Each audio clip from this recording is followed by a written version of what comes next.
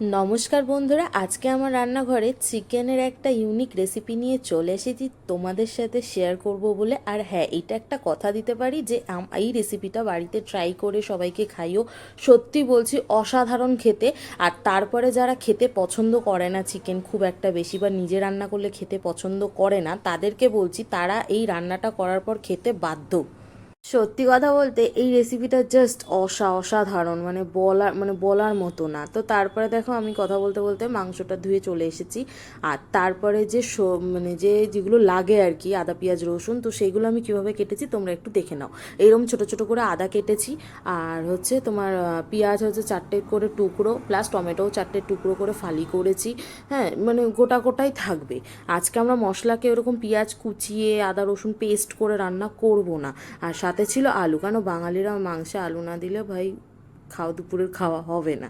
তো তারপর দেখো, কথা বলতে বলতে তেলটা গরম করতে দিয়ে দিয়েছি। এই কড়াইটা আমার নতুন কড়াই। তো সবাই বলতে পারে নিচটা সাদা ওপরেরটা কালো কেন, কারণ এই কড়াইটা আমার একটা দোকান ছিল, ঠিক আছে? দোকানটায় খুব স্ন্যাক্স পকোড়া স্ন্যাক্স বিক্রি হতো। তো এই তেলটা, এই যত দূর সাদা জায়গাটা রয়েছে তত দূর পুরো তেল পুরো টুবু থাকতো। তো সেই কারণে ওই জায়গাটা ঠিক আছে, আর উপরেরটা পুরো পুড়ে গেছে। ওটা আর কিছু করা যায়নি। কথা বলতে বলতে আমি আলু দিয়ে দিয়েছি। আলুতে কিন্তু নুন হলুদ দিইনি, নর্মালি আলু লাল লাল করে ভেজে নিয়েছি, তোমরা দেখতেই পাচ্ছ। আমি জানি না আমার ক্যামেরাতে একটু হলুদ হলুদ দেখায়, তো যাই হোক। তো আলু ভেজে নেওয়ার পর একটুখানি তেল দিয়ে, যেইটা ছিল এর মধ্যে আর এক্সট্রা কোনো তেল দিইনি, ঠিক আছে? সেই তেলের মধ্যে যে পেঁয়াজ আদা রসুন আমি কেটে রেখেছিলাম সেগুলো এবার আমি একসাথে দিয়ে দেবো, পুরো গোটা গোটা। হ্যাঁ বন্ধুরা, গোটা গোটা খাবে না? না, গোটা গোটা খাবে না, তারও একটা উপায় আছে। তো যাই হোক, আগে তোমরা এই ভিডিওটা স্কিপ না করে দেখতে থাকো, আশা করি তোমাদের ভালো লাগবে। সত্যি বলছি, এটা তোমরা আমার কথা একবার বানিয়ে দেখো এই প্রসেসে, আমি বলছি তোমরা ভুলে যাবে তোমরা যেভাবে বানাও, তোমরা এইভাবেই বানিয়ে খেতে থাকবে। কারণ এটা রুটি ভাত যে কোনো পরোটা লুচি যাই হোক না কেন, জাস্ট অসাধারণ খেতে লাগে।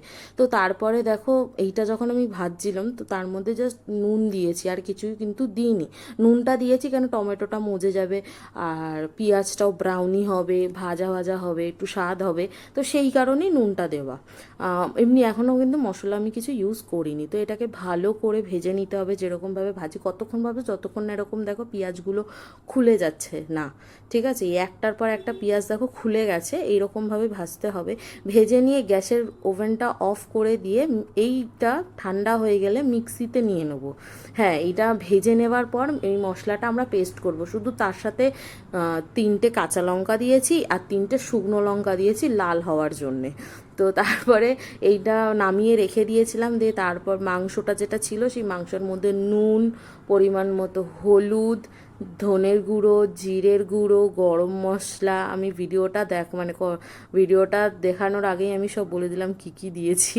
হ্যাঁ, গরম মশলাটাও আমরা কিন্তু দিয়ে দেবো। আমরা কিন্তু ওয়েট করব না যে মাংস ফুটে আসলে নামানোর আগে গরম মশলা দিলে সুন্দর ফ্লেভার বেরোয়, না, এরকম কিছুটাই করব না আমরা। এটার মধ্যেই এই দেখো, আমি কিন্তু গরম মশলাটা দিয়ে দিয়েছি, এটাতে আরও বেশি ভালো টেস্ট হয়। তো তারপর মাংসটা ভালো করে, দইটাকে আমি পুরো দই দেবো না, একটুখানি দই আমি রেখে দেবো।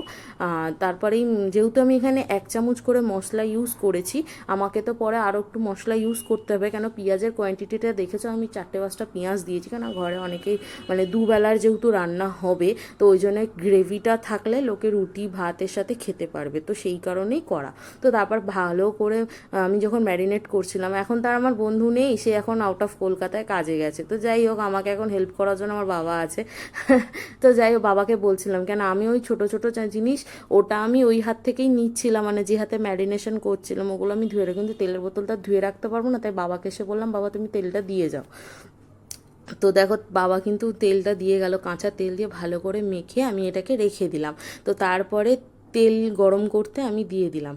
তো এইটা যখন মাখা হচ্ছিল, দেখো মাখাটা কিন্তু ভালো করে মাখতে হবে, যাতে পুরো নুন মশলা সব কিন্তু যাতে ঢোকে। আর এই ছোটো বাটিটাতে জিরে ধনে হলুদ লঙ্কা, বাস আর কিচ্ছু না, যেটা নিয়েছিলাম, ধরো আমাদের রান্নাতে 2 চামচ করে দিতে হয়, সেটা আমি 1 চামচকে ম্যারিনেশনের জন্য দিয়েছি, আর 1 চামচ যেটা ডাইরেক্ট আমি ওই তেলের মধ্যে আর কি মশলার মধ্যে দেবো। তো সেই কারণে এটা আমি রেডি করে রাখছি। দেখো কি সুন্দর, কথা বলতে বলতে এই বাটিটা করতে করতে আমার কিন্তু এই যেটা আমি পেঁয়াজ তুলে তুলে রেখেছিলাম, তো সেটাও কিন্তু আমি ভাজাটা কিন্তু আমি পেস্ট করে নিয়েছি। আর ওদিকে দেখো একটা গোটা একটু বড় সাইজের পেঁয়াজ আমি কুচিয়ে রেখে দিয়েছি, বললাম না গ্রেভি করব বলে, সেই কারণে। তো তারপরে দেখো যাই হোক কথা বলতে বলতে তেলটাও এদিকে গরম হয়ে গেছে। হ্যাঁ, আমি এখানে একটু তেল ইউজ করেছি, মানে একটু তেল দিয়েছি। তো তারপরে এই যে গরম মশলা, আমার ছোটো ছোটো হাতার মধ্যে যে গরম মশলা ছিল এগুলো আমি দিয়ে দিলাম। গরম মশলাটা কিছু সেকেন্ডের জন্য মানে ভেজে নিলাম। ভেজে নেওয়ার পর এবার যে আমার পেঁয়াজটা ছিল সেই পেঁয়াজটা দিয়ে দিলাম। পেঁয়াজটা ব্রাউনি করে ভাজলাম, ঠিক আছে, খুব ব্রাউনি না, আশা করি তোমরা বুঝতেই পারবে, ঠিক আছে, কারণ অলরেডি আমার সব মশলা টশলা সব ভাজা রয়েছে, ওই জন্য খুব বেশি ব্রাউনি করব না। তো যাই হোক দেখো আমার পেঁয়াজটা ভাজতে ভাজতে আমি এখানে মাংস যে ম্যারিনেট করে রেখেছিলাম সেটা কিন্তু আমি দিয়ে দিয়েছি। দেওয়ার পর এটাকে ভালো করে নাড়তে হবে। হ্যাঁ, এবার একটা কথা বলি, মাংস কিন্তু কষার ওপর ডিপেন্ড করে কতটা টেস্ট হবে, ঠিক আছে। লো টু মিডিয়াম আঁচের মধ্যে কিন্তু আমাদেরকে রেসিপিটা করতে হবে। হাই ফ্লেম করব না, কারণ এতে মশলা পুড়ে যাবে, কারণ অলরেডি আমাদের মশলাটা যেহেতু ফ্রাই রয়েছে, কেন তারপরে তাহলে যদি পুড়ে যায় তাহলে কিন্তু পোড়া গন্ধ বেরোবে। তারপরে এখানে এরকমভাবে ভালো করে কষিয়ে নিতে হবে। দেখো আমি মাংস কষানোর সাথে সাথে মাংস থেকে কিন্তু জল আর তেল, মশলা থেকে কিন্তু তেল ছেড়ে দিয়েছে। তো দেখো বুঝতেই পারছো যে পুরো তেল আর মাংস মানে ভালো করে কষানো হচ্ছে। এবার এটা কষাতে কষাতে যে আমি পেস্টটা করে রেখেছিলাম, এবার এই পেস্টটা দেওয়ার সময় হয়ে গেছে। দেখো মাংসের জল কিন্তু পুরো শুকিয়ে গেছে। এইবার আমি দিয়ে দিচ্ছি ওই পেস্টটা। এবার যেহেতু আমি ভিডিও করছি তাই জন্য আমি এক হাতায় ওই মিক্সি থেকে তুলতে পেরেছি, বাকিটা ভিডিওটা অফ করে আমি পুরো মশলাটাকে ভালো করে বের করে নিয়েছি। আর যেইটুকুনি গায়ে লেগেছিলো সেটার মধ্যে একটু জল দিয়ে গুলে রেখে দিয়েছিলাম ওই যে ছোট দইয়ের একটা মশলার বাটি রেডি করেছিলাম ওই বাটিটার মধ্যে, তোমরা দেখতেই পাবে, আমি তোমাদের সামনেই করব। তো তারপরে দেখো এরকম যখন তেল ভালো করে কালার আসবে একটা ব্রাউনি, আর যখন ভালো করে হয়ে যাবে তখন ওই বাটির মশলাটা আমি দিয়ে দিলাম, দিয়ে ভালো করে নাড়াতে হবে। হ্যাঁ, এবার নাড়ানোর সময় এই রেসিপিটা করার একটা কি মাংস ভেঙে যাবে না। অনেকে দেখবেন নাড়ানোর সময় বা একটুখানি বেশি বয়েল হলে মাংস ভেঙে যায়, তো এটাতে ভাঙবে না। কারণ রিজনটা হলো এটাই, কারণ আমরা উইদাউট মশলা ছাড়া ওই শুধু দই আর ওই জাস্ট গুঁড়ো মশলা দিয়েই আমরা কিন্তু মাংসটা অলরেডি তেলের মধ্যে ফ্রাই করে নিয়েছি পেঁয়াজের সাথে, তো সেই কারণে মাংস ভাঙার কোনো চান্সই নেই। আর এই হচ্ছে আলু দিয়ে দেবো। এবার এই দুটো পেঁয়াজ তুমি ভাববে যে বলতেই পারো তোমরা যে এইটাও দেবে, কিন্তু হ্যাঁ এটা আমার ফেভারিট, আমি গোটা পেঁয়াজ খেতে পছন্দ করি মাংসের ঝোলে, তো তার জন্য আমার জন্য দুটো আমি দিয়ে দিয়েছি। হ্যাঁ, এটা কষানোর সময় দিয়েছি, আবার মাঝখানে না আমি এই দুটো পেঁয়াজ তুলে রেখেছিলাম, কারণ বেশি বয়েল হয়ে গেলে না এটা খুলে যাবে, তখন তাহলে তো ঝোলের সাথেই পুরো মিক্স হয়ে যাবে, যাতে গোটা গোটা থাকে, সেই কারণে জাস্ট একটু ওর মধ্যে নাড়াচাড়া করে আমি তুলে রেখেছিলাম। এর কিন্তু কোনো নেই, জাস্ট আমার খেতে ভালো লাগে তাই। আর এক সাইডে দেখো ভাত বসিয়ে দিয়েছি, আজকে মানে খিদে পেয়ে গেছিলো তাড়াতাড়ি করে, মাংস হলে সব মানুষেরই একটু তাড়াতাড়ি খিদে পায়। তো তারপরে দেখো কথা না বাড়িয়ে মাংসটা কষানো হয়ে গেছে, প্রায় অলমোস্ট রেডি।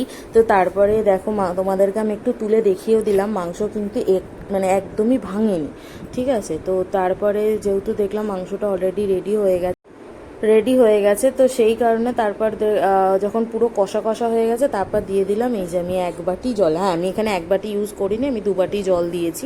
তোমাদেরকে দেখালাম আমি 1 বাটি, কারণ 1 বাটি আর দেখাতে পারিনি, ভিডিওটা বন্ধ করেই জলটা দিয়েছি, কেন কড়াইটা নাড়াতে হবে, না হলে লেগে যাবে, তো সেই কারণে। তো যাই হোক জলের মধ্যে দিয়ে ভালো করে ফুটিয়ে নিয়ে রেসিপিটা রেডি হয়ে গেছে। তোমাদেরকে আমি দেখাবো এটা নামানোর পর ঠিক কীরকম হয়েছে। তো দেখো ভালো করে এটা ফুটতে দিয়েছি, প্রথমে একটু আঁচটা জোরে দিয়ে ফুটিয়েছি, দেখেছো কেমন লাল লাল ঝোল হয়েছে। এইটা আমি সিরিয়াসলি বললাম, পুরো চুমু লেগেছে খেতে। দেখো আমার বাবা কিন্তু কড়াই থেকেই তুলেছে, ঠিক আছে, সেই ক্লিপটা আমি নিতে পারিনি। দেখো বাটিতে একটা মাংস একটা আলু নিয়ে খাওয়া অলরেডি স্টার্ট করে দিয়েছে। তারপর আমার আজকে রিভিউ দেওয়ার মানুষ ছিল, ভাতের পাতে যখন বসেছিল খেতে, তো তখন আমি বলেছিলাম তোমার কিন্তু আমি একটা ভিডিও করব। তো যাই হোক বাবার যখন খাওয়া শুরু করে দিয়েছে তখন আমার মনে পড়েছে যে এই ভিডিও করতে হবে, তো বাবাকেও আমি একটা পেঁয়াজ দিয়েছি, সাথে ঝোল আলু মাংস দিয়েছি। তো দেখো বাবা তোমাদেরকে দেখাবে, যেমন পেঁয়াজটাও যেরকম খুলে যাচ্ছে এরকম একটা করে ফোল্ড খুলে যাবে, আর মাংসটাও কিন্তু খুব সফট। তো তোমরা এরকম বাড়িতে কিন্তু ট্রাই করো, আর দেখা হচ্ছে তোমাদের সাথে নেক্সট